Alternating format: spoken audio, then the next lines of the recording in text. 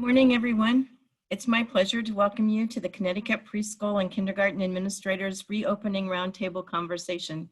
My name is Rosie O'Brien Wojtek, and I am an Assistant Executive Director for the Connecticut Association of Schools. For those of you who do not know CAS, the Connecticut Association of Schools is a nonprofit organization whose mission is to promote excellence in education of all students by developing skills and effectiveness of school leaders, including administrators, staff, and students.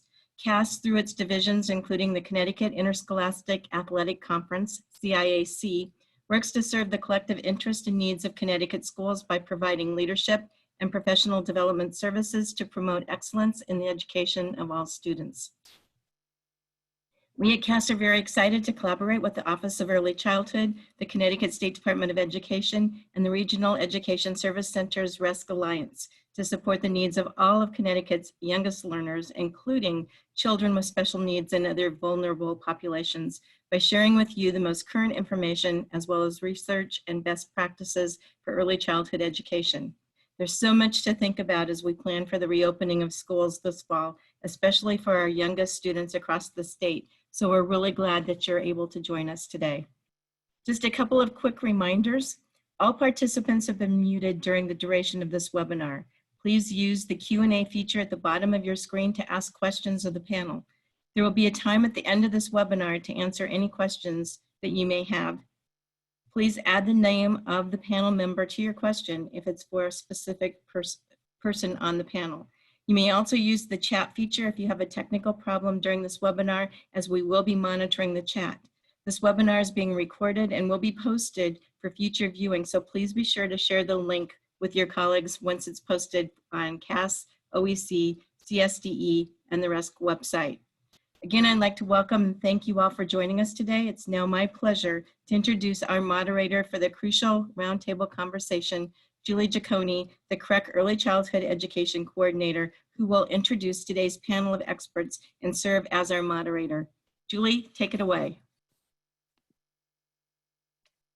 Thank you very much, Rosie. And thank you, Connecticut Association of Schools, for offering your Zoom webinar upgraded account.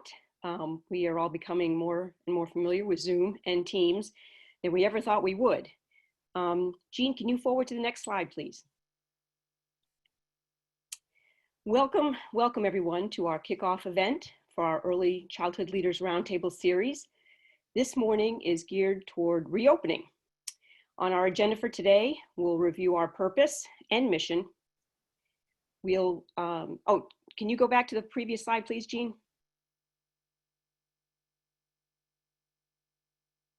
Previous, the one just before this one.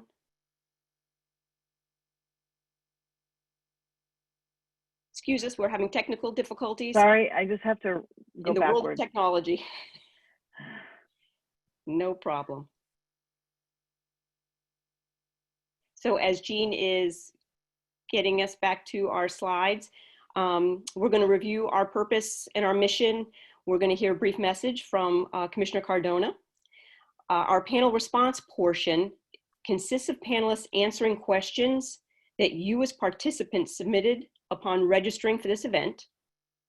All the questions participants submitted at registration were reviewed and grouped by content area and then shared with the panelists in advance.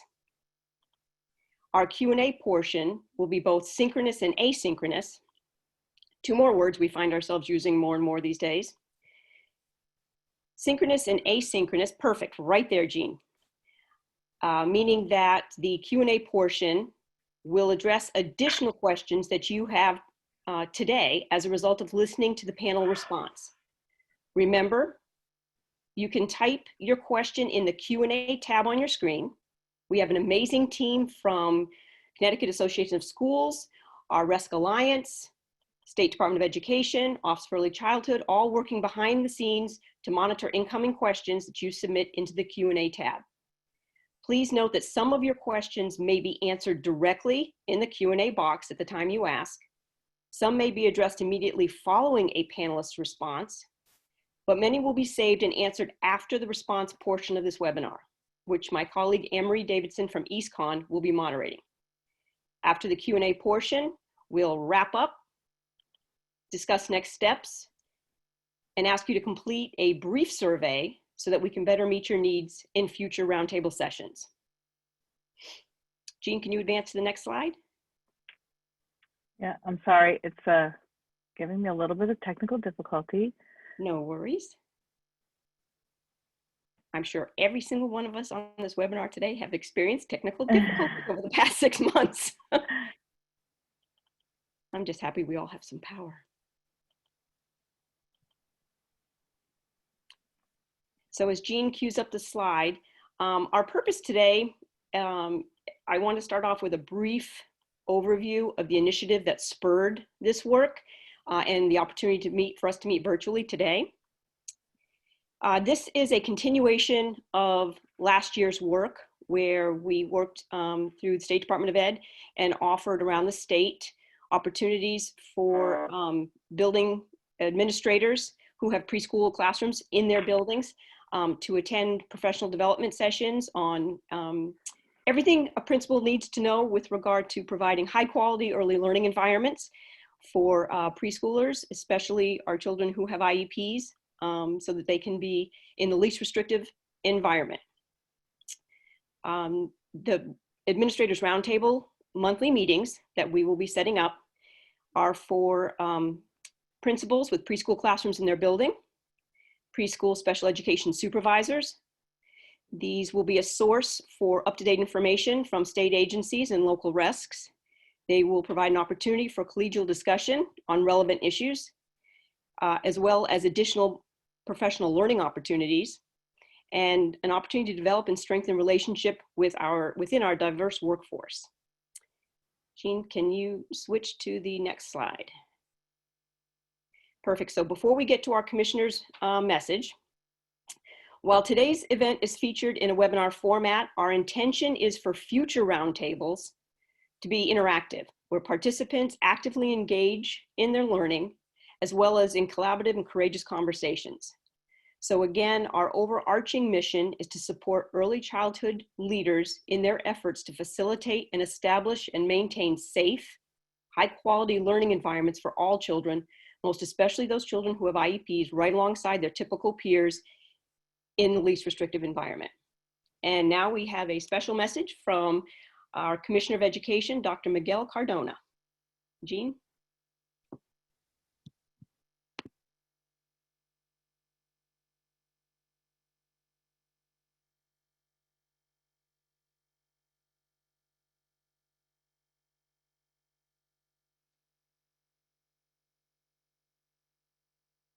Hello, this is Miguel Cardona, Commissioner of Education for the great state of Connecticut.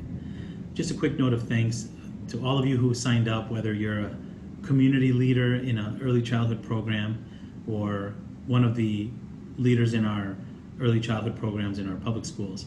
Thank you for what you do, and thank you for the commitment you've shown to our learners. To those of you that kept the lights on over the summer, thank you.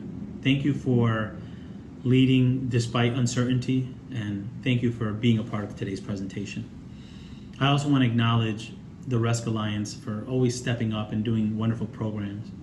I want to thank CAS for the same. You're always stepping up and finding ways to get educators together and leaders together to grow. I want to thank our partners at the Office of Early Childhood for their great work, and the team at the State Department of Education who continue to lead and provide resources during these difficult times. Special shout out to Andrea Burnell for everything you're doing on behalf of the agency to promote quality programming at the early childhood level. Thank you. To those of you that are participating, I hope you get a lot out of the session. Know that we rely on you, and you're inspirational in your passion for our students. And we know that the best outcomes will happen when we allow educators and leaders like yourselves to come together, talk to one another, and learn from one another.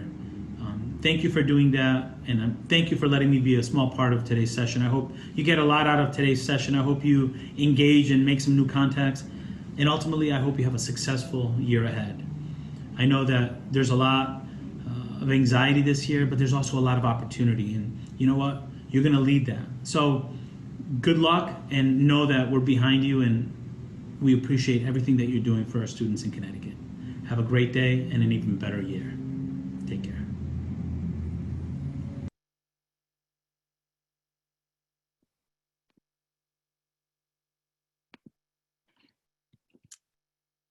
Thank you, Jean, and thank you, Commissioner Cardona.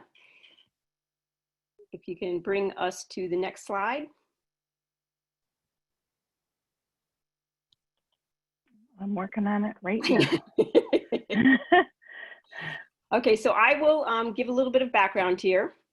The next portion is our panelist response to your questions, participants' questions that were provided upon registration. We are so pleased and honored to have representation from both public school preschool programs and community-based preschool programs.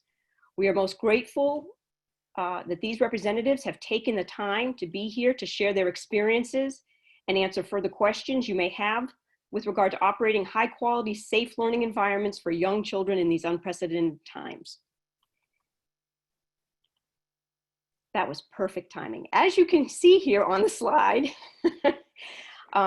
your questions upon registration were all reviewed, and they were grouped into 6 predominant categories: health and safety protocols, facilities, teaching and learning, transportation, technology, nutrition services.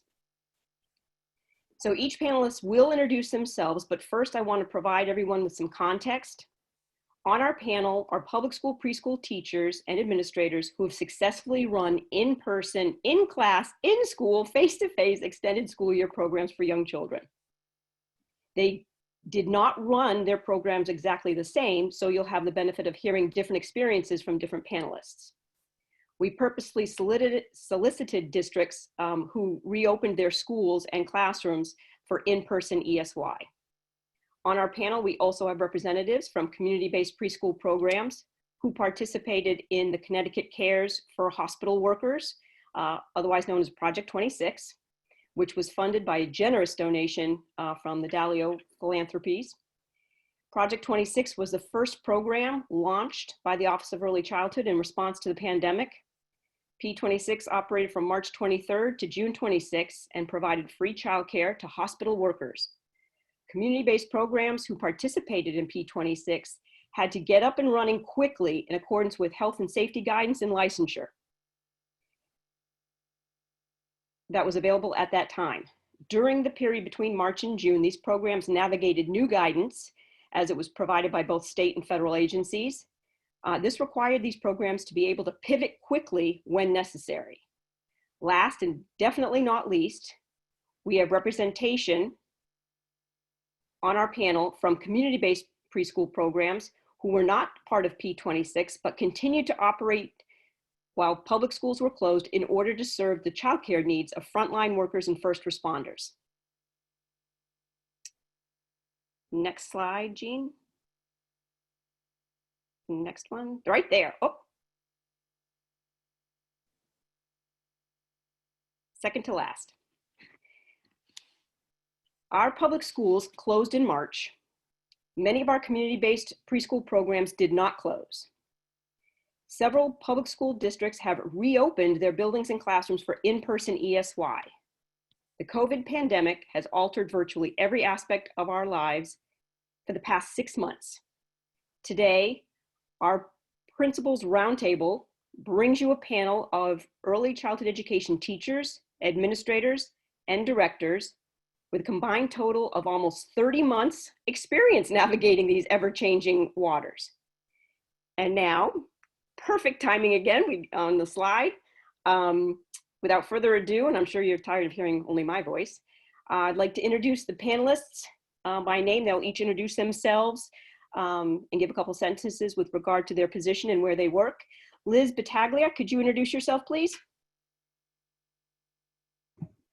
Hi, my name's Liz Battaglia. I'm the Director of Special Ed for Madison Public Schools, and I am also the principal of the Town Campus Learning Center Preschool, where I was happy to have 58 students throughout the district in person this summer, including a successful preschool program with students wearing masks better than anyone would have thought. Better than the adults, I would say.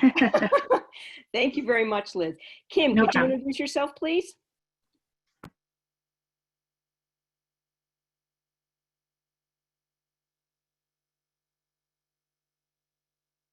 Kim, I think you're muted. Sorry about that. Again, good morning, everyone. I'm Kim Davis from Eastline Public Schools. I'm the Director of Student Services. We also ran a successful in-person ESY program. We had 112 students on campus, grades K to 6, pre-K to 6, excuse me, and about 50 students virtually. So it was a really exciting summer. It proved that we could do it and was really encouraging for everyone who participated. Fantastic. Thank you, Kim. Laura, could you introduce yourself? Good morning, everyone. My name is Laura Floyd. I'm the Executive Director of the East Hartford YMCA, a branch of the YMCA of Greater Hartford. We shut down maybe 3 to 4 days after the state required us to, and then we opened one of our childcare sites for essential workers. This summer, we were able to run a summer day camp as well as a program called the Bell Excel Enrichment Program at a school. Our summer day camp is actually still running. We have a few more weeks left, but thank you to Julie for inviting me to be a panelist. Oh, you're most welcome. Thank you. We appreciate you being here. Terry, could you introduce yourself, please? Sure, I'm Terry Heavey from Edna Stevens in Cromwell. I am an early childhood educator and a special educator, and I taught extended school year for a fabulous group of children this summer in July. Fantastic, thank you. Jackie, could you introduce yourself, please? Absolutely. Hi, everyone. I'm Jackie Jewell. I work as a special education teacher for Edna C. Stevens in Cromwell. We had a great group of pre-K kids this year for summer school, and I was really excited that they all did a very nice job of keeping their masks on. Thank you, Jackie. Shailene, could you introduce yourself, please? Hi, my name is Shailene Lopez. I'm the Administrative Operational Manager for the City of Hartford. We operate 3 early learning centers, one which participated in Project 26, and another center that was open to the City of Hartford Essential Care staff. Thank you. And Jill, could you introduce yourself, please? Good morning, everybody. I'm Jill Moreni. I am the Director of Early Learning and School Age Programs for the YWCA Hartford region. We were part of the Project 26 program. I actually think we opened the first week and didn't close till the last week the program was offered. Since then, all 5 of our early learning centers opened on July 6 under the new guidelines. We also are providing care for school age children and working with school districts right now to figure out how before and after and hybrid care works for them for the new school year. Fantastic. Thank you very much. And thank you to all of our panelists for being here today. I'll be calling on panelists individually in respective time with specific questions. And then after the panelist has answered, I will open it up for the other panelists if they'd like to add any additional information. So the first question is for Jill. This question is with regard to our first category, health and safety protocols. Jill, what were your policies, practices, procedures regarding PPE supplies, obtaining them, the type of supplies that you needed, and how did you maintain those supplies? Well, I kind of feel like we've learned some great negotiating skills.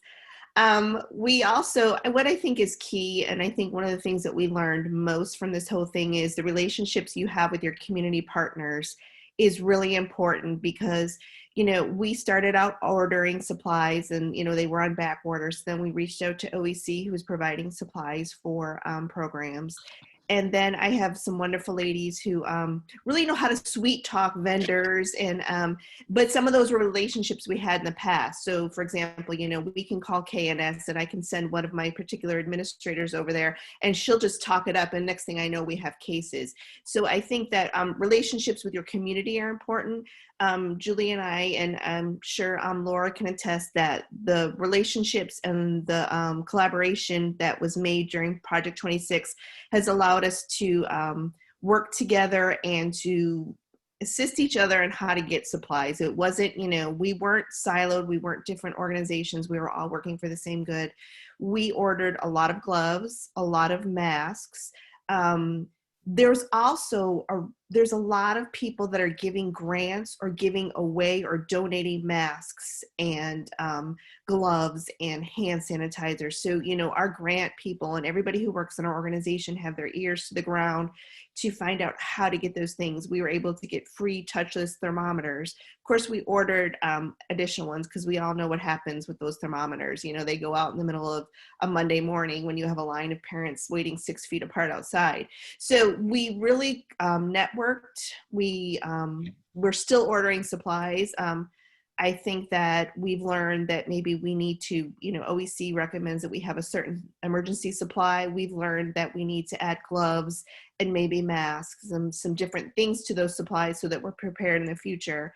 But it was really collaboration and just boots on the ground out there hunting down materials and networking with our peers. We were able to get what we needed. Even today, we're still looking where our masks are getting a little low. So I have my boots on the ground out there looking for gloves and masks. And what they do is when they find them, they start spreading the word so that everybody knows to go to purchase it from there. I think that, you know, I can't get toilet paper for my own house. I've had to get creative. It was very funny. The day before we closed, my assistant director was sending her daughter out to buy toilet paper and she couldn't find any. So I Googled how to make toilet paper, but it didn't get that desperate. But, but I think the moral of that story is we've all been very resourceful. And I think that we've all been very tenacious and you just can't give up. You have to keep looking, keep on turning stones. And the other thing that I think I've learned through this whole process is it doesn't hurt to ask. Right. It doesn't hurt to ask. Totally agree. Thank you, Jill. The next question is for Liz. With regard, again, health and safety, can you talk to us about your policies, your practices with regard to wellness checks, temperature checks? How did you do that? They were done by whom? And we know that the temperature checks are not required anymore, but also could you speak to if you plan to continue that practice when you reopen in the fall? Okay. So we did send home to parents something that they signed about a symptom check for them to complete each morning. We know that our preschoolers are not reliable reporters about what their symptoms are. If I were to say, do you have a tummy ache? Yeah, so really in talking with the nursing staff, we felt that, you know, kindergarten, elementary schools, or preschools were not reliable reporters. So we did, you know, provide the information to the parents to do the self-check. When students came up, we unrolled the window, we did the temperature check with the touchless thermometer. If the thermometer showed that there was a fever, we would then have the student a temperature check again with a different kind from the nurse, one of the ones that's on the forehead or in the ear or mouth. That is one of the touch type. Then the students, we actually too, one thing with the thermometer that my lawyer had said when we were taking temperatures, to make sure to document all the temperatures. So we did, as students come in, we documented the temperatures, and then we use something called Infinite Campus. Other districts use something called Power School, so that the nurses put that in every day of what everyone's temperature was. We did find that parents were quite forthcoming when students had things that were wrong with them. And we also wanted to put into place what is reasonable. So for example, if a student comes in with a, you know, has a stomach ache or has diarrhea, and there is a reason for that, you know, what they had eaten, they had, oh, you know what, you know, we had pizza and ice cream and all of that dairy. So we also, you know, and when kids came in, if they were sneezing and the grass just got cut and they had allergies, we were really trying to put together and think of a child as a whole and not just, oh, there's one little symptom, you're out the door. And then when the students were in the building, we had a couple times when staff wanted a student to be looked at. We did not, you know, thankfully we had no COVID cases during the whole time. In regards to your question about the thermometer checks for the fall, this virus I have found to be so challenging because everybody has a very strong feeling about it, one way or the other. So what I have kind of said to the super and assistant super, and what I have been, I'm really sticking to the guidelines because I can fall back on the guidelines. I have some parents who have emailed and said, if you do not do temperature checks, I don't trust other parents for self-checking, you need to do that. And I have other ones, why are they even wearing masks? So my, motto is I'm sticking to the state guidelines, basically rewriting them for the building that I'm in, because then I can just go back to that. I have found in other districts and things that I have read online, when people don't stick to the guidelines, then you're questioned, you're doing too much or too little. Thank you. Thank you very much. Does anyone else on the panel want to add anything with regard to temperature checks? Well, I wanted to add that, if you're not in a public school who has a nurse on staff, what we found was best to make that judgment call, because we're educators, not medical professional, is we would call the Department of Health and let them make the call, because then it's not, how parent, oh, you're just sending my child home, or so if I call a medical professional and I say, okay, these are the symptoms, I relied on the professionals to make that decision, where a lot of centers don't have nurses on site. So you do have the Department of Health, and they were very supportive. Thank you. Thank you very much. Julie, I think if I could add for just a quick second, Julie, one of the things that we encountered was students who had a temperature of 99 point something, who might have been checked by the nurse because their family didn't have a thermometer at home. We did prepare little go baskets that could be carried over to the car if a student and a family didn't have thermometers at home, and then the parent could check in the car as well. But at school, a student might say, I didn't feel well, or my tummy hurts. We send them to the nurse. Their temperature was 99. We had a couple of these cases in the first week and a half of ESY, and the nurses erred on the side of caution and sent the student home.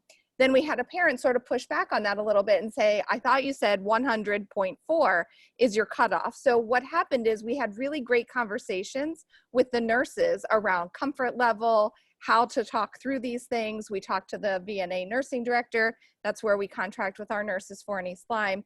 And it actually was really good dry run conversation for, just as Liz was saying, we have to honor that some symptoms aren't COVID. And, for some of our special education students with limited diets due to their sensory concerns, they don't always eat the best thing that lead to successful digestion.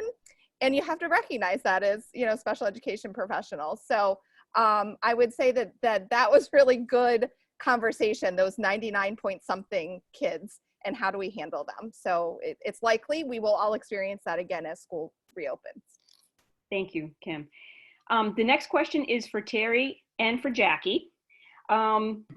With regard to masks, social distancing in the classroom, and some of your children who might have had significant health or sensory concerns, how did you handle the mask situation? How did that work for you? It's interesting because working in early childhood education for the past 21 years, I find that even as professionals in the field, we constantly sort of underestimate their ability in a lot of different ways. And I think that one of the questions sort of behind the scenes was, could the kids do it?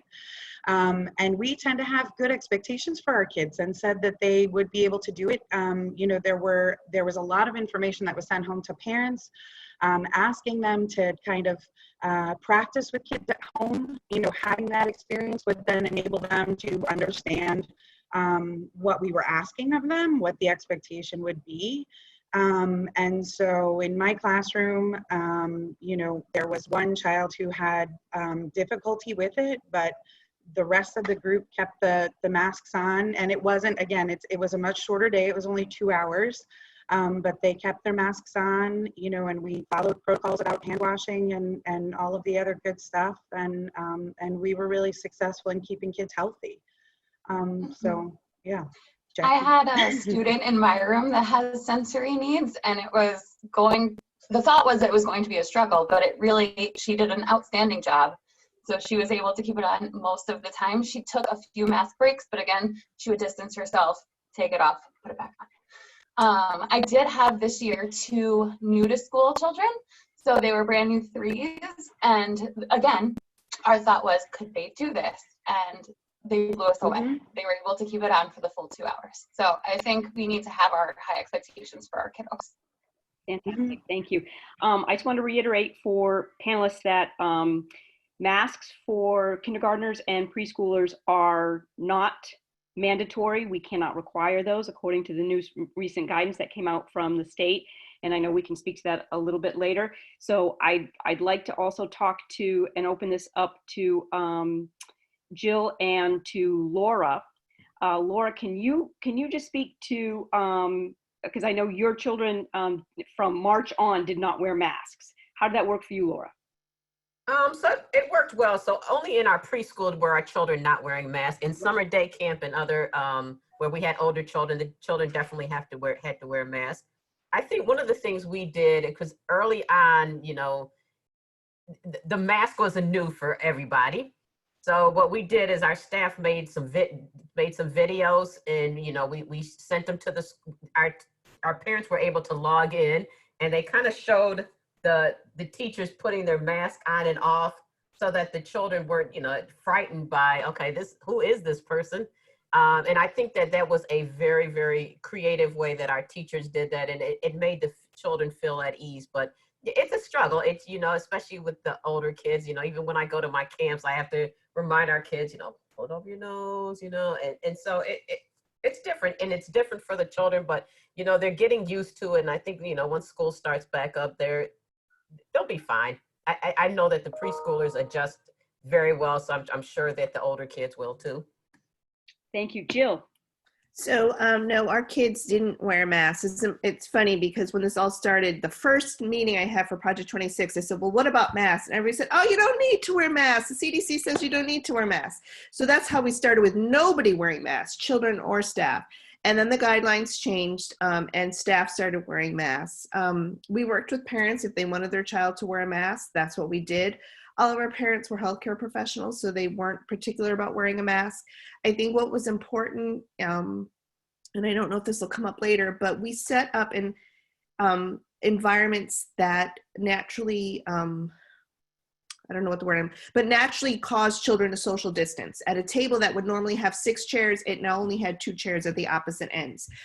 We rearranged the environment so that they had to social distance. And I can say also, we've had no cases of any positive COVID since March 21st. And it's because of all the things that we're going to talk about today. But like I said, our teachers did wear masks, our children did not. And I'm actually writing a blog for the YWCA Hartford right now, supporting parents and going back to school. And children I'm sure most children are used to people wearing masks now. So I don't think our children are going to have trouble wearing masks.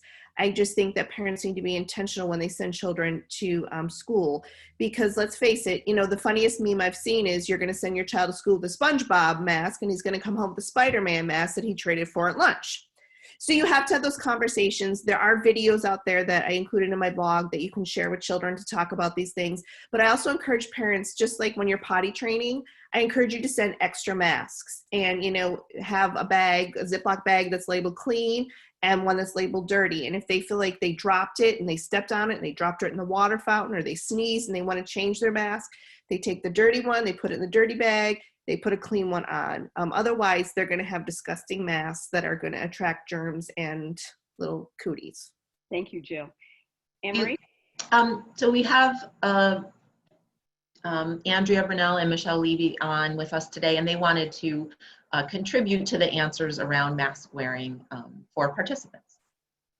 So thank you all for being here. And I just want to provide some clarification with the guidance that recently came out with regard to preschool in public schools.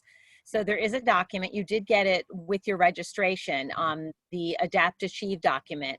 And on page 51, there is an appendix that has guidelines for preschool and considerations for preschool.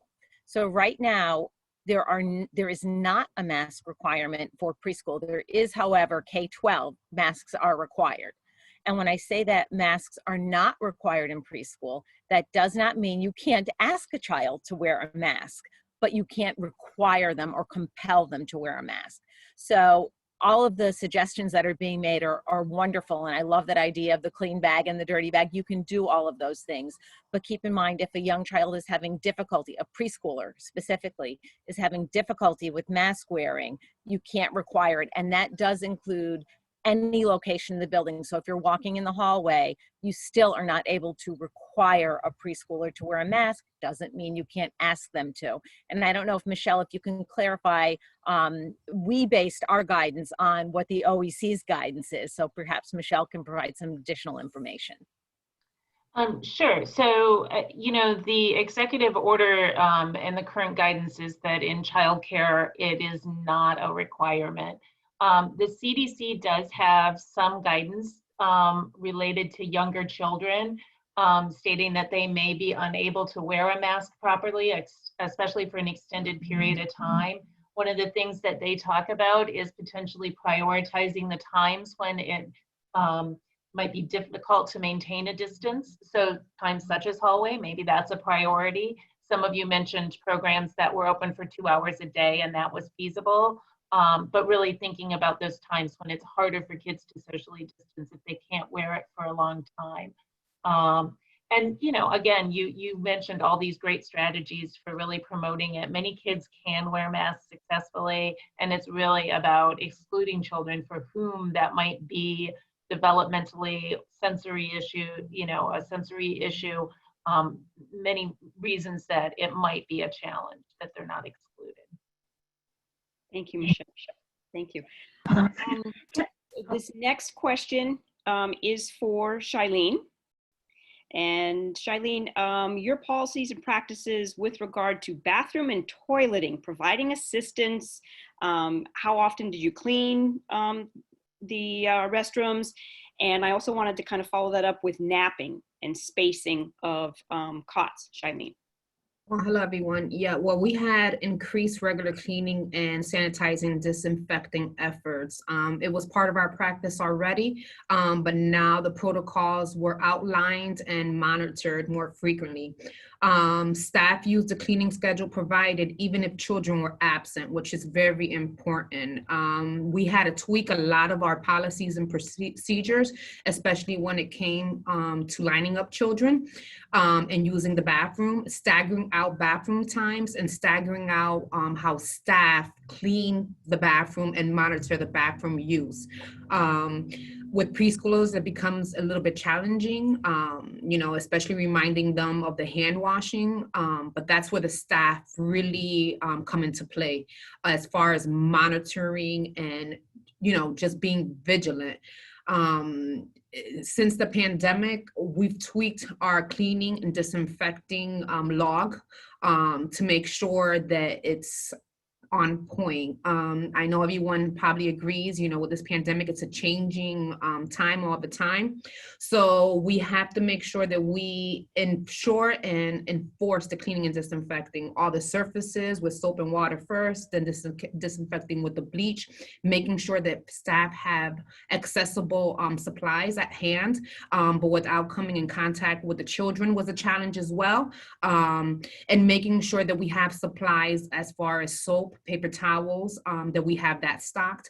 As everyone knows, it's a challenge right now just trying to get those supplies and maintain those supplies. So we also had to come up with a log of making sure that we had those supplies. So to make sure that our programs were safe, we made sure that all chemicals were stored without children. We intensified our routine and our disinfecting practices. We paid extra attention to every object that was touched, including doorknobs, the bathrooms, the sinks, keyboards, the banisters.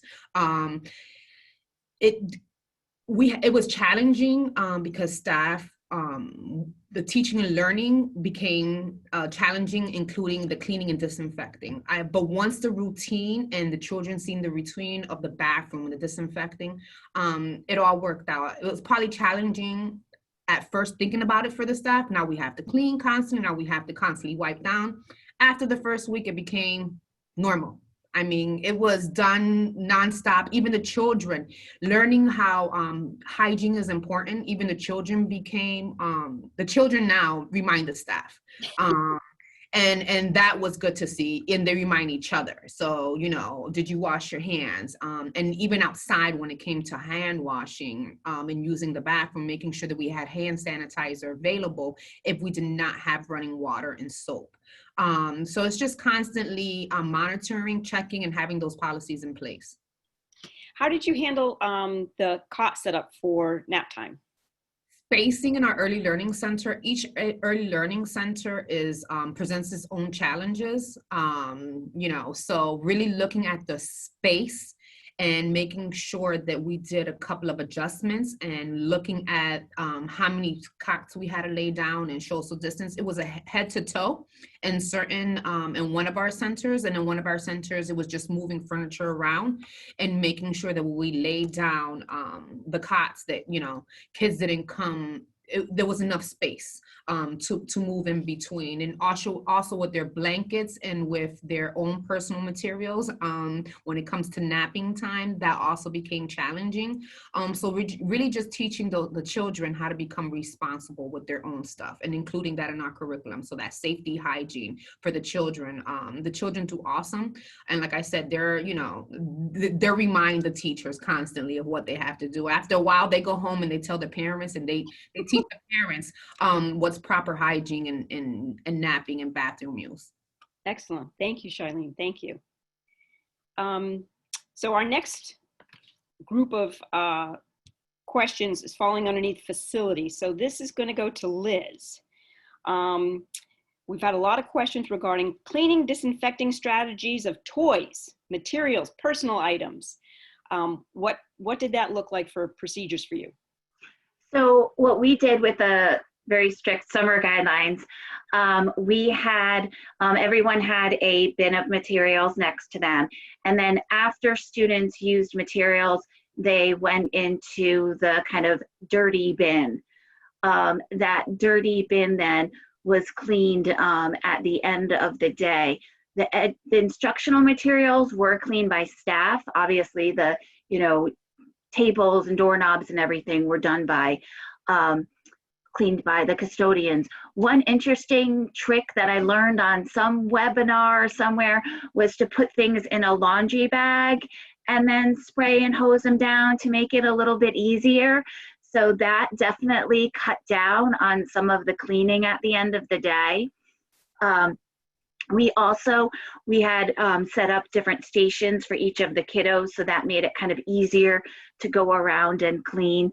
But cleaning is definitely significant. That's one thing that I've talked with Human Resources, because the cleaning, we had a shorter summer school like most, which was only 2 hours, but I did have my paraeducators stay the typical 3 hours. So we had that additional time to clean. I think we have to be mindful to be, cleaning throughout the day, as opposed to just, in the summer it was 2 hours, we waited. So at my preschool, we have a morning session and afternoon session. So we're going to have additional custodial staff go through each of the rooms in between when everyone's eating lunch in their rooms, in order to get that into place. But it went, quite smoothly. And that laundry bag, putting stuff in a laundry bag and putting the cleaner, disinfecting, spraying it out, that definitely is a time saver. Good old Pinterest. Thank you, Liz. Thank you. So this next one is actually kind of teaching and learning, but also has to do with facilities. And this question goes to Kim. During ESY, related services, your speech and language, people that typically are not classroom based, but travel in and out, scheduling, implications of commingling cohorts. How did you work that out? So first we outfitted each of the related service spaces with a plexiglass divider that was portable, so it could sit on the tabletop in their space. And then we just asked them, we operated 2 sites for our ESY. So our preschool and specialty program for our ABA students is at one of our elementary schools, and we used our middle school for the older students in ESY. So I asked them to not schedule themselves in both buildings on the same day. So they were only in one facility each day. So that was the first thing. Then we outfitted their table with plexiglass, and then they would take a student from their class. And if it was a pair, they would take 2 students from that same class, do hand washing. They had separate set of materials in their related service space, and then return them to the classroom, and upon return, either hand washing or hand sanitizer. So we, at the preschool level, we unfortunately weren't able to hire an in-person speech provider. So the preschool students did do speech virtually in the classroom. So we gave those programs laptops and trained the paras and the teachers with, we were using Amplio Speech as a provider, and they would log in during their on-campus time to their virtual speech session with the support of the adults. So it was helpful in that it wasn't something the parents had to figure out how to log in, and it was still within their school time setting because they were with us for 3 hours each day. And then OT did some creative things with like the swings, that our platform swing was able to be covered with a vinyl tablecloth. And then that gave her the opportunity, it covered the carpet square that is traditionally in the middle of that platform swing, was something that was able to be disinfected. And so she would wipe down every time. So where they could modify equipment by putting some kind of vinyl covering on it, they did, and then equipment was cleaned in between each student. They also had, like Liz said, the dirty basket, you know, that balls went in if they were used and then cleaned at the end of the day. So that's how we handled related services. Fantastic. Thank you. Thank you, Kim. Anne Marie? Julie, as we're talking about providing services to children with IEPs, there were a couple of questions in the chat that Andrea is going to answer. They were more about providing services in community-based programs, but I think now would be a good time to add that those responses. Andrea? Sure. So I did notice that there were questions about, should a related service provider go into a community-based program? How should that be handled? So first, I'd like to just urge everybody to make sure that there's really strong communication and collaboration between the public schools and community-based programs. What we don't want to have happen is parents to have to make that forced choice between, can I get my childcare needs met and can my child have an IEP? Because those are both really important needs that that child and family has. So we're really encouraging again to be able to work together. We also will be issuing, hopefully in the not too distant future, some joint guidance from the OEC and SDE about shared placements. That being said, there are some strategies that we would ask in any classroom that has a related service provider coming in. One, we're trying to keep children cohorted. So keeping the groups together may require having a related service provider come into the classroom. And some of the strategies are similar to what you've heard the speakers talk about having a space and being able to disinfect it. So perhaps it is having a small space in the back of the room where a speech and language pathologist can come in, can provide speech and language therapy, and then can disinfect that area. I know that, and I know Julie would echo this as well, that we've always said that services should be natural, that the SLP should go into the centers with the children. We still think that, but we're also trying to find that balance between how we can be safe and we can follow proper sanitizing procedures, have kids get their services. And I just didn't want anybody to think that we're moving back the other way, that we think children should have pull-out services, but we also have to think about safety and cohorting. Michelle, was there anything that you wanted to add to that? No, I think you shared a lot of good ideas for strategies. I think the guidance around thinking about children in a cohort and trying to limit the number of different people is a great way to think about it. But knowing that children also have these multiple needs. So if there are multiple children with IEPs who attend the same program, can you coordinate things with the community-based program in the district, so the children might be in the same, if they are in a classroom in the district, and can they be in the same classroom in the community-based program as well? So thinking about strategies and that coordination that Andrea stressed, I think is key. So I'll just add one more thing to answer another question while Michelle mentioned cohorting. So with regard to the question about social distancing, about having children at center and keeping them 6 feet apart, if you can social distance, that's great. But know that the expectation in preschool really is for cohorting. So if you are not able to have 6 children be 6 feet apart, then making sure that they stay in the same cohort is very important. And know that social distancing is not a requirement. It's a good practice, but it's not a requirement. Thank you. There was one other question in the Q&A, which again sort of is connected to the social distancing of 6 feet, that I think one of the panelists mentioned they removed chairs from tables to naturally allow children to social distance. But the question was regarding their tables are not large enough to put 6 feet between children. So did you use a plexiglass shield? And Andrea, Michelle, any of the panelists who might want to answer that, again, it's sort of connected. So I had spoke about that, and we did not use a plexiglass shield if the table was too small. And again, remember, we're instead of having 20 children in these classrooms, we have 8 to 10 now. So we have more space. So the teachers had to be really intentional about how they set up the environment. So if the table wasn't big enough for there to be enough space between 2 children, there was just 1 chair at the table.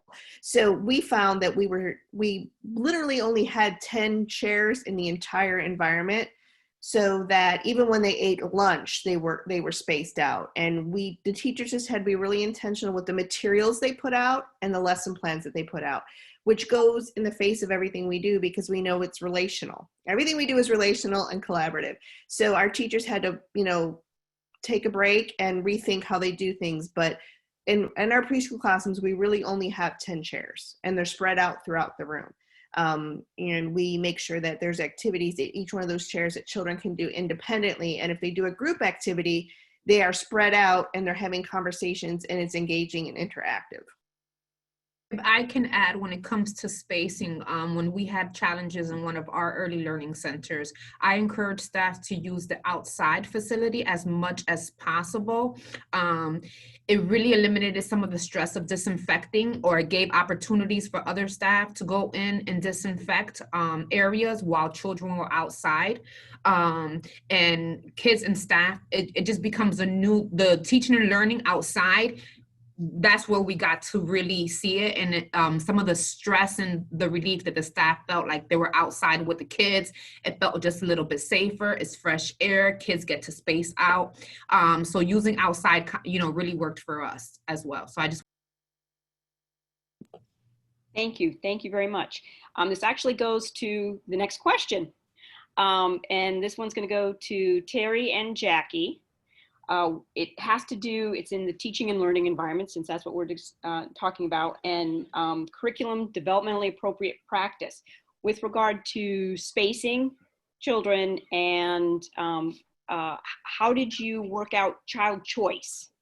Because that's one of the things, letting children's interests lead the way, letting children allow choice in their play. How did you guys handle that? I think we did a really nice job this year of setting up stations. So we had them specifically spaced out so none of the kids were together.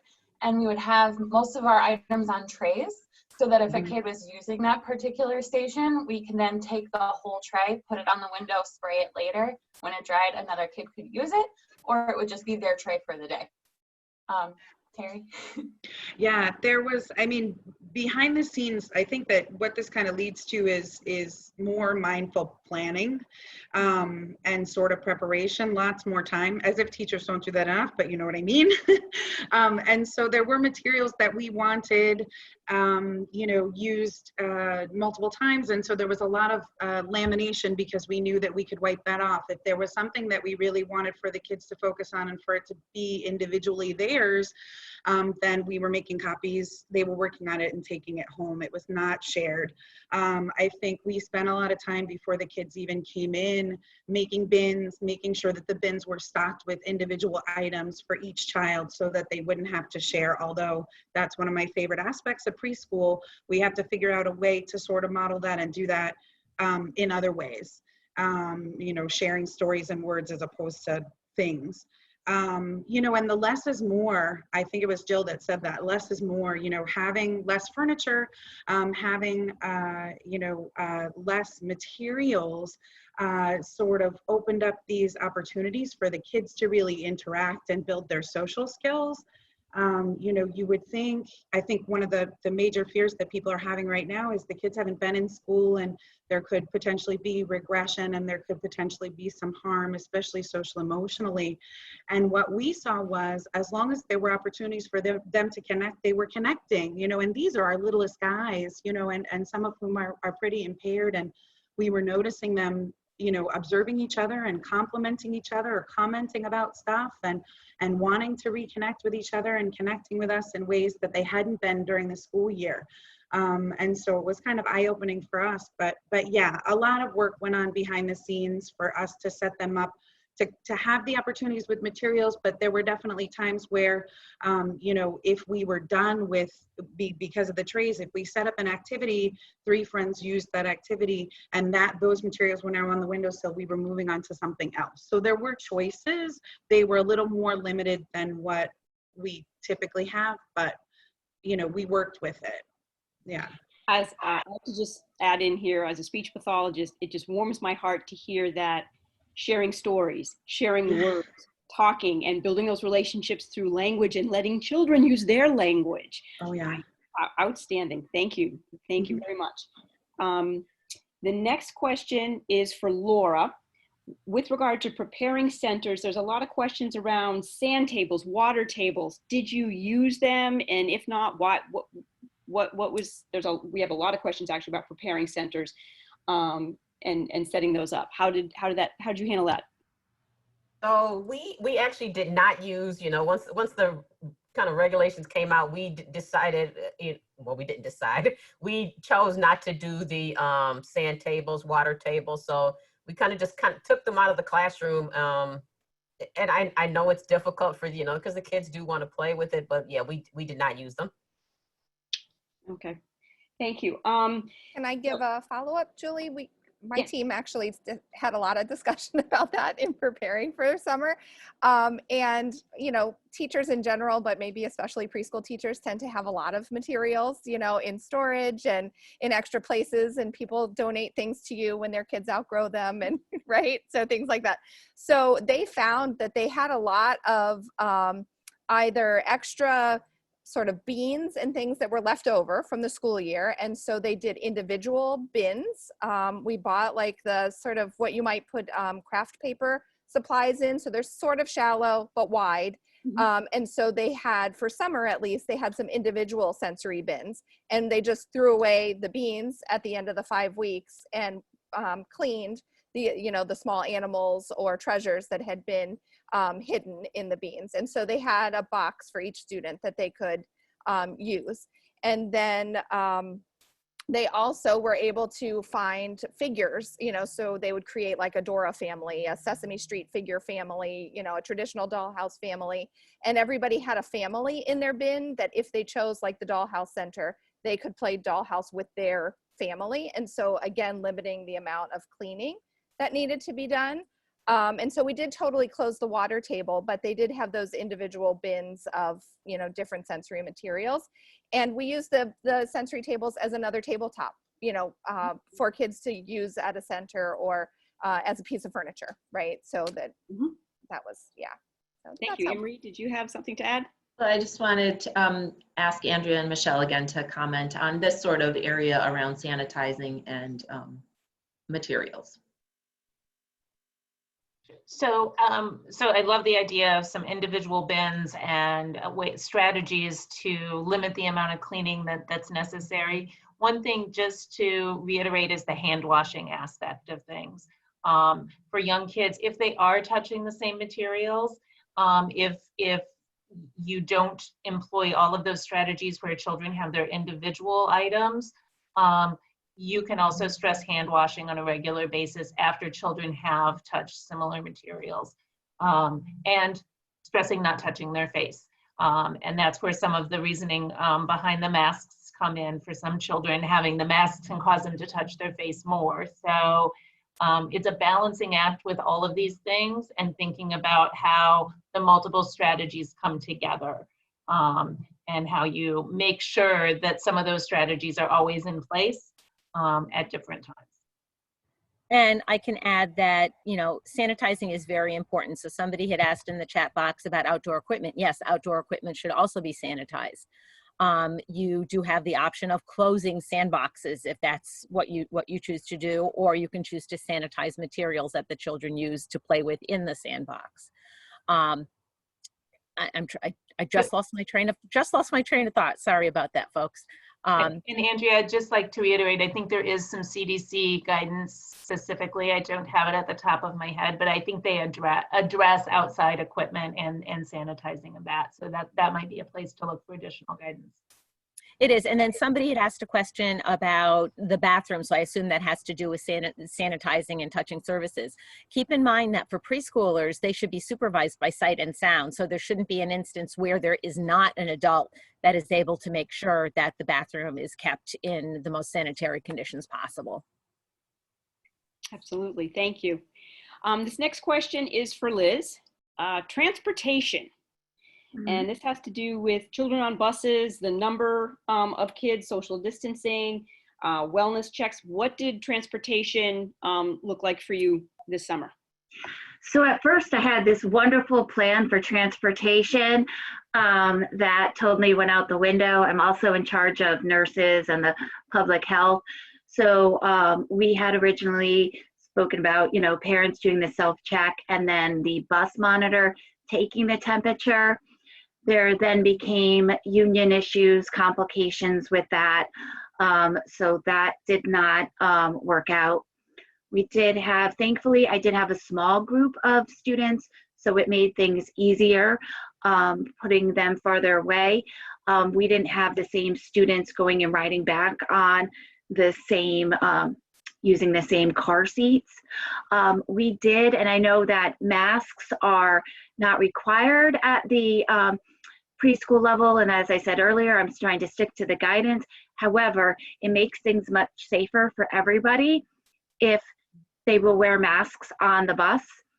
We did have the bus driver and the monitor in masks. The bus monitor also had on gloves and a face shield.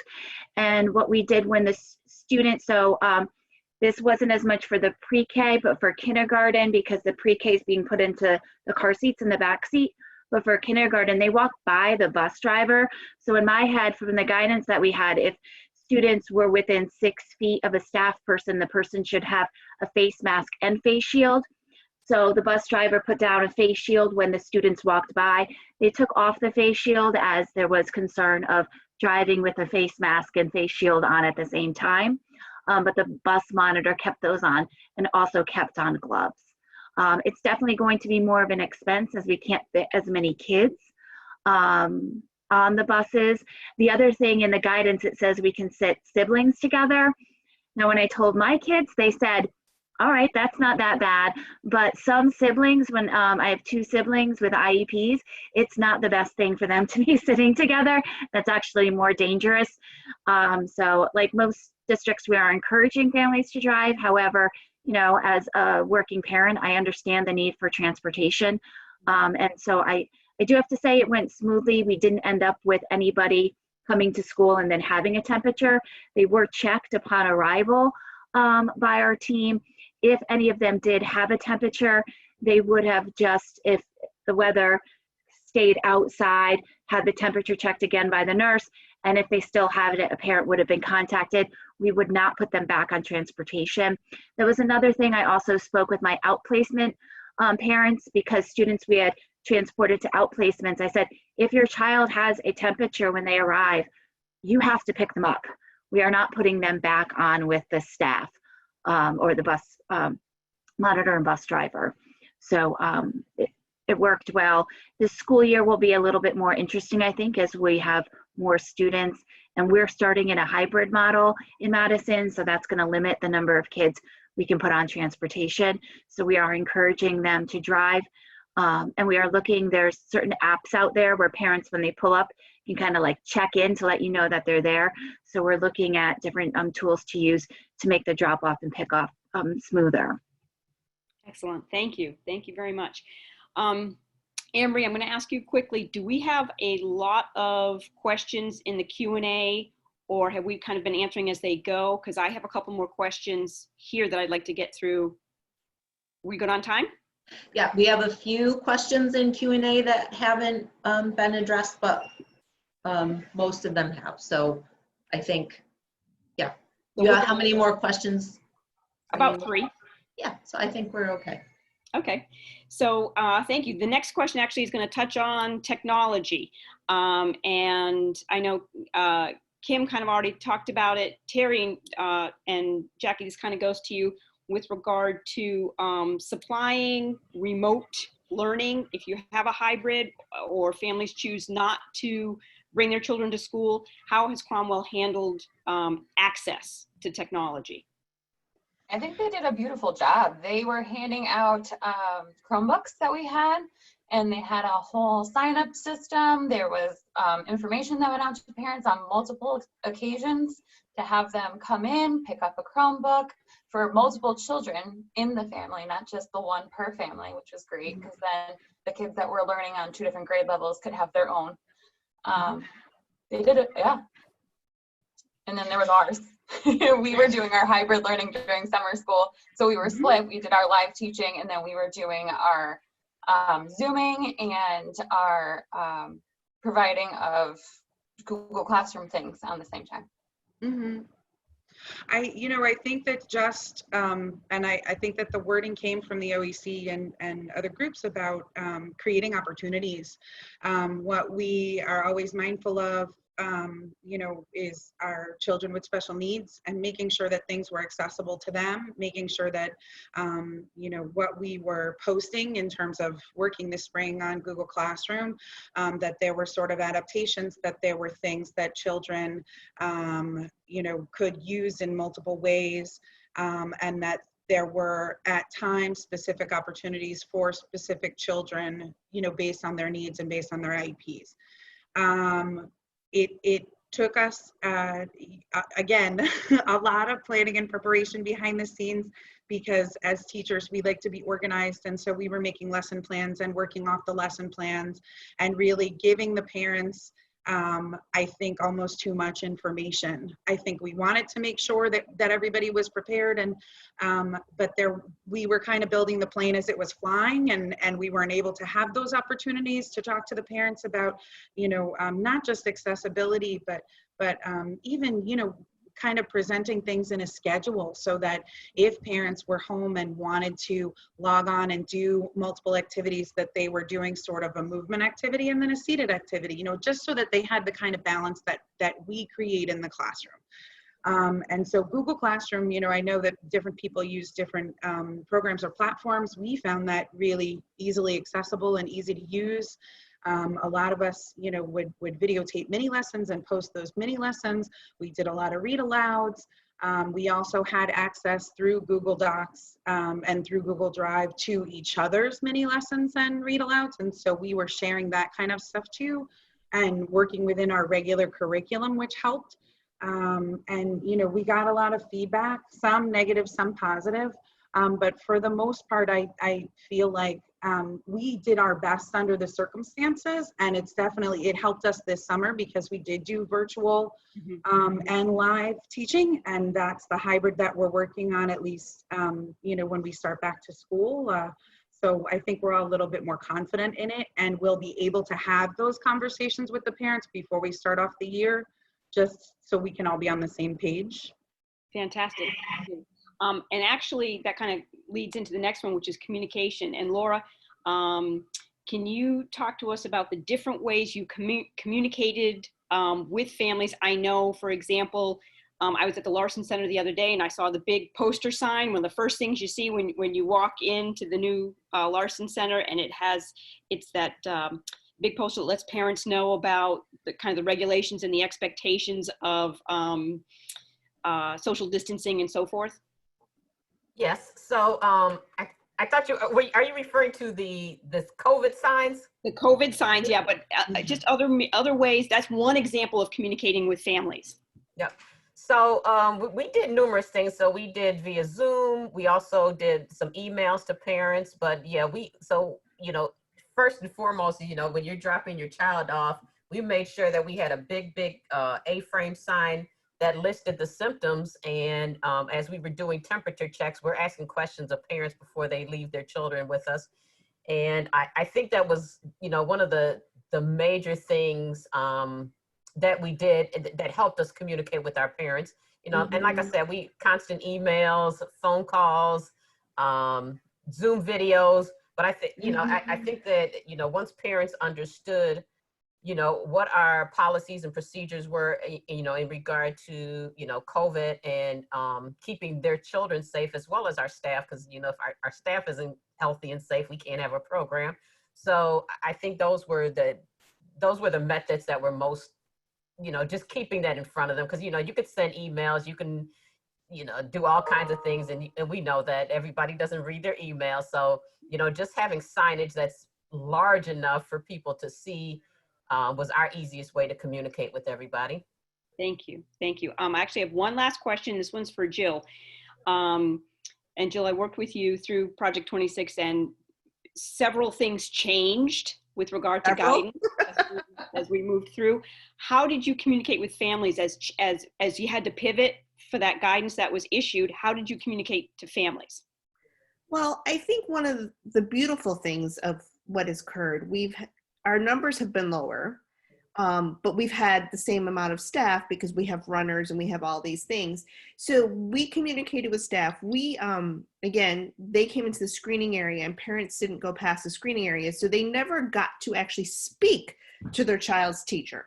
So one of the things we did is we had all the teachers take their picture and write a bio, and we laminated it, and it was in the screening room so we could disinfect it. And one of our major communication tools is an app called Hi Mama. So anytime there was changes, we sent messages to parents that way. They also received a hard copy that they signed for, so that I knew that they knew what the new policy was. And again, because they couldn't talk to their children's teacher, the teacher spent a lot of time communicating and sending pictures of what the children were doing during the day. So it was a give and take conversation via Hi Mama. So, we were verbally telling parents, when they came to pick up and they were being screened out, they were given any new information. We also used Hi Mama and email. And if it was something that I felt was really important, I would get it to the HR director that I was working with at the hospital, and he would get it to them. But again, because it was smaller numbers, I think that these children actually got an opportunity socially, emotionally, that they wouldn't normally get, because they had so many staff members that were attentive to them, focused on their needs. And it was a smaller number. And I think that's something that we all need to think about as we open. When my teachers started to come back, they're like, how am I going to do this for 20 kids? I'm like, well, you only have to do it for 10, so it's okay.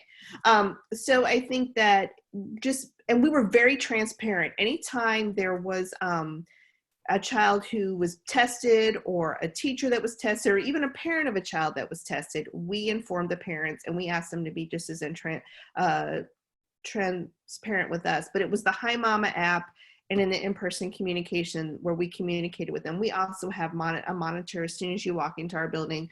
It's a TV monitor that we can put messages on where we communicated those things to them. But again, it was a lot of communication because everybody had to feel good about what was happening. Thank you. Thank you very much. Anne-Marie, I'm going to hand it over to you now. Great. Thank you, Julie. So I think we've had a few questions about class size and what happens for programs that have AM and PM. So I'm going to ask again, Andrea and Michelle, to respond to the questions about class size. Sure, I can start with that. The current allowable class size is 14 for preschool and for childcare. That may change, but it has not been decided upon yet. So OEC is working constantly with the public health officials, with the rules committee that the state has that is making decisions, looking at numbers, and looking at the latest science and guidance. So if and when there's indicators that that group size needs to change, either up or down, that will happen. But at this time, it still remains at 14. There has been some talk because the numbers have been good, and I think Beth Bai has mentioned this.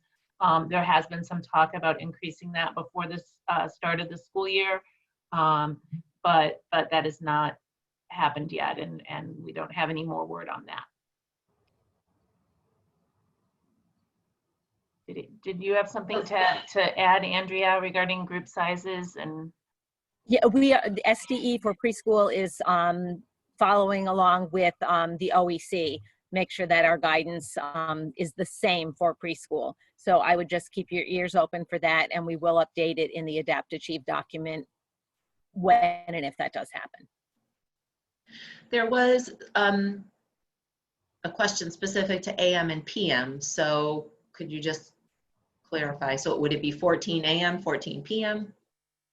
It would be. So it's per class. So I have heard from a few different districts that are going back and they have AM and PM classrooms, and there was a lot of concern about disinfecting between classrooms. So I figure I'll sneak that one in here. I have heard all sorts of really interesting strategies, and one of the ones I heard that really sounded like a very efficient strategy was in one preschool, they're actually buying Rubbermaid containers. So if they have 14 children in a classroom, they have 14 Rubbermaid containers with the big numbers on the side. And during choice time, children get to choose which Rubbermaid they want for their 2.5-hour session. And those become the toys that they play with. That way they can be disinfected. The paraprofessionals have the opportunity, if only 10 kids show up that day, they only have 10 bins to disinfect. And they're actually a little bit more contained. So yes, it's 14 per section. It can be 14 in the morning and 14 in the afternoon, but we do know that there are issues with making sure everything is ready for the second class. And the other question related to that had to do with hybrid. Are there class size limitations for preschool classroom cohorts in a hybrid model? Do the 14 maximums apply, or is that a full in-person model? The same group sizes apply no matter how many days a week or times the children are there. Great. So you can split a group so that you have 14. I mean, you could serve all 20 children that would typically be in a class, because if you're alternating in hybrid. So the goal is that there are only 14 in person on site together at any point in time. So I know for some of our programs for the fall that are planning some of our funded programs, they're looking at the typical class size they would have of 18, but splitting that. So there's only 9 children on site at any one point in time, so that they're staying within that guidance. Can I just add to that? I'm starting off with 10 students in all of my half sessions, one with 11. So as we're going into hybrid now, since our younger students don't learn best through distance learning, we did decide to have all of our preschoolers in for 4 days a week because we were lower than the number. You know, at the high school, you could have classes of 20, 27. At my preschool, we typically, our highest is around 14, 15, and now obviously it has to be 14. So we're starting there and going to give all preschoolers 4 days a week, so that way they can, you know, learn best. Since virtual, you know, the staff did an amazing job, but it's obviously, we never intended preschool to be delivered via Zoom. While we're talking about class size, I think it's important for everybody to realize that there have been no parts of the Individuals with Disabilities Education Act, IDEA, that have been waived during this time, which means there still has to be a focus on LRE for students, that there shouldn't be the exclusion of all typically developing peers, that you still have to keep in mind that that would make, if you eliminated all typically developing peers, you would have substantially separate classrooms. And unless a child's IEP is written for a substantially separate classroom, which should be a very, very small fraction of the preschool population, there should be a focus on making sure that children are receiving a free and appropriate public education FAPE in the least restrictive environment. I have heard many different ways that is being addressed. One of the more compelling ones I heard, that in areas where they're having difficulties getting typically developing peers, there have been some school districts who actually, through their boards of education, have waived residency rules and are allowing teachers to have their children be in the LEA preschool, and that is a support for their teachers as well as making sure that they have typically developing peers. Thank you. We also had, so we had a strategy that someone put in the Q&A in terms of AM and PM. Just wanted to share that this district is using their art and music rooms to separate AM and PM, since they're not going to be using their art and music rooms for specials. So something to think about as people start to plan if you are using an AM and PM model. I think, so we had a couple of questions, really specific questions about health and safety that I just wanted to go back to. So we'll open, certainly panelists, you can answer this. Did you keep area rugs in your classroom? And if you did, how did you clean them between AM or PM or between, how did you clean them? We use the kind of rubber pads. We used to have those little carpet pads on the carpet. Instead, we're using rubber ones right now for the students to sit on. I can't say I clean the carpet underneath it in between now, and we only had 2 hours during the school year now. The custodial staff will come in and clean up the room, but for right now, we're using those carpet squares, the plastic ones. I wanted to say that we removed everything that could not be disinfected on a daily basis. So anything that was cloth, whether it be play clothes, a doll, props in dramatic play, pillows, they were all removed, and we tried to replace them with like items that could be disinfected. So we pulled anything that we couldn't disinfect on a regular, like daily, multiple times during the day from the environment. Again, it was a lot of intentional choices about what we put out to meet the needs of children. Okay. Thank you. We had another question about what about children who spend time in a community program and come into the school-based, district-based program? They get transported by bus.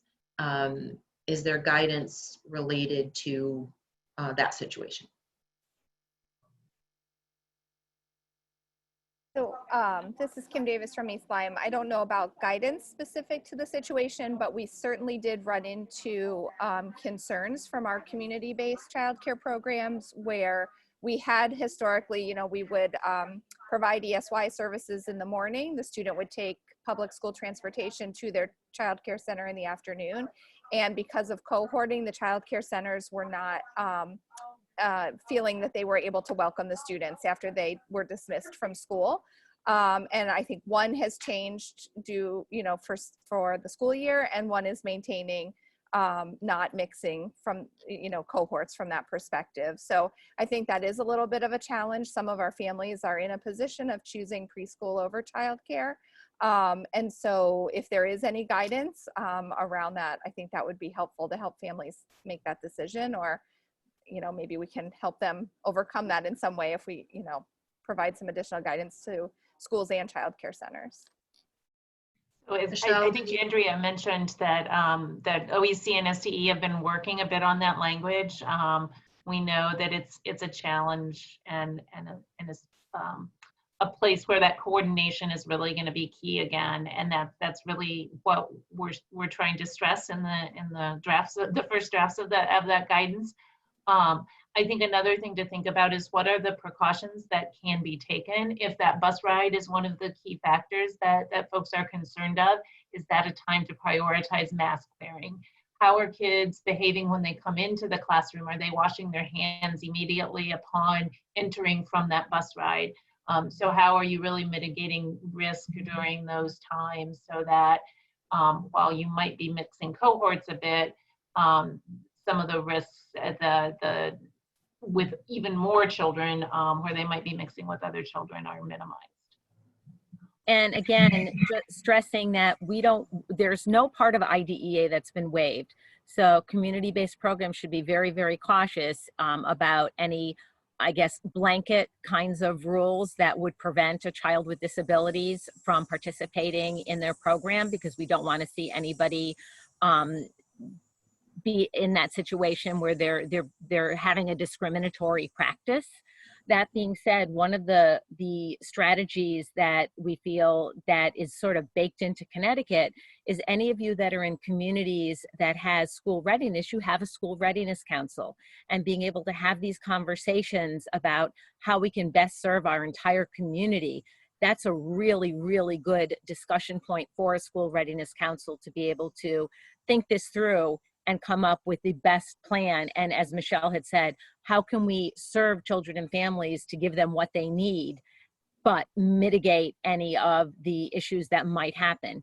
I don't think we're going to find perfect answers to a lot of things, but the mitigation strategies are what's important. And if I could just add real quickly, again, kind of going back to one of the visions and missions of the purpose of a principals roundtable, is some of the work we did last year was creating capacity in community-based settings. So as a practitioner, as an SLP, I might go back and take a look at my caseload and really examine, where does this child need to be served? Does this child really need to come in to the public school to be served? Or could the child remain in the community-based setting the entire day and we bring services to them, even if we have to do it remotely? Because in this world, we are showing that we can provide services remotely. So I know that I've worked with a lot of different districts with regard to really re-examining their caseload and how they handle LRE and what those decisions look like with regard to what really is the best placement, as opposed to, well, this is where we serve the child, so child's got to come to us in order to get those services. So we might want to rethink some of those practices as well. And just to echo what Julie is saying, some of the silver lining stories I've heard during the pandemic have been with regard to coaching, being able to work with families and being able to work with caregivers. And I heard this especially in the realm of speech and language, that when we're able to build the capacity of the adults that work with the children through coaching, kids are actually making some faster progress than they were making when they were getting speech and language twice a week for a half an hour. And it's not because there's magic to speech and language. It's because speech and language pathologists and therapists can sometimes provide the strategies so things can be carried out throughout a child's day, as opposed to for that discrete once or twice a week for a half an hour. So it's just something to think about. We know that not every school district has the capacity to send somebody out to every community-based program. But as Julie said, if you notice that you have a cohort of children in 2 or 3 community-based programs, that may be a way of reducing your class size, avoiding all the transportation issues, and getting kids the services that they need. So it's just something to think about. Thank you very much.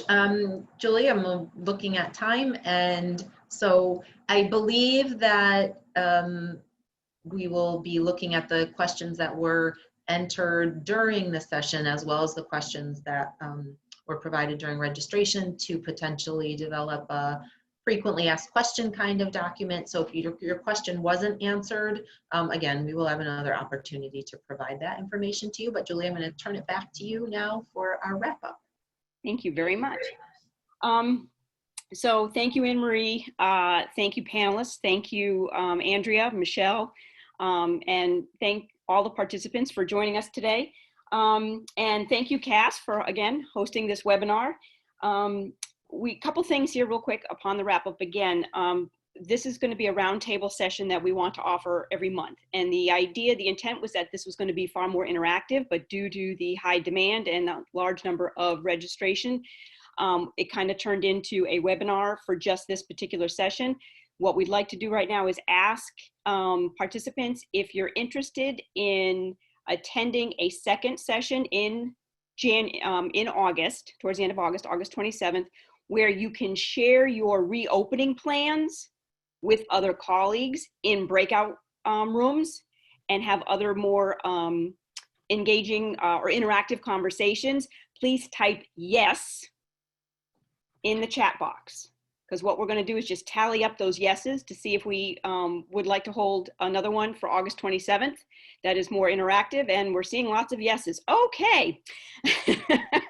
So we will be back in touch then with everyone the same way we were before as far as advertising this via email.